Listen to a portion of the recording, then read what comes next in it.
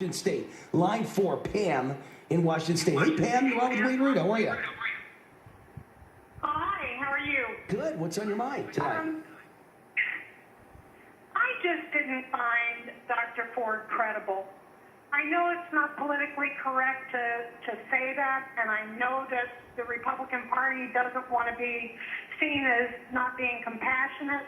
It just doesn't make sense to me. I mean, for her to come off in such a weak way, and it just doesn't match who she is. Pam, are you brand new to my show? Because when you say that you're almost like embarrassed and scared to say you didn't like the credibility of the witness, all I've been talking about for a week now, I've been hammering away at the credibility of that witness.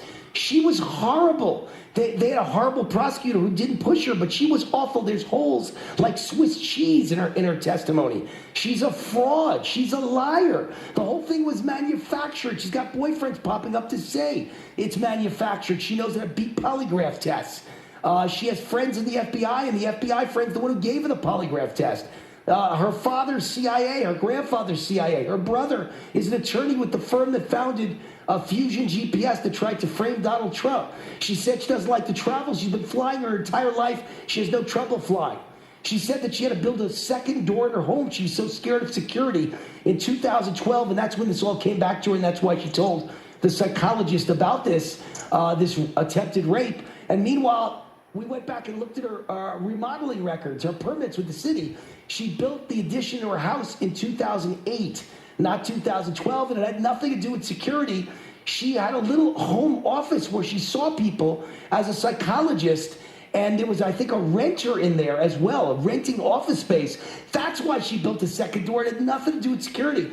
The entire case is a fraud with Christine Ford. It's a fraud with the girl in Yale. That's why you never heard from her again.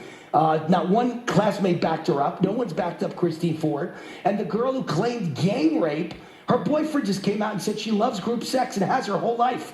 And so she's a liar. I mean, it's unbelievable. The assembled liars and slanderers who wear, pink hats in marches in Washington, D.C., who have a Trump derangement syndrome problem, who have come out against Cavanaugh because they want to protect Roe versus Wade. And there's one more I left out.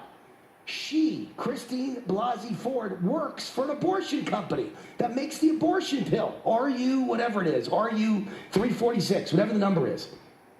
So the conflict of interest is massive. That's why she came out against Kavanaugh. If he were to repeal Roe versus Wade, which I don't think he will anyway, but if he were to do that or put any limits on abortion, it could put her company in jeopardy or out of business, and her income may rely on that.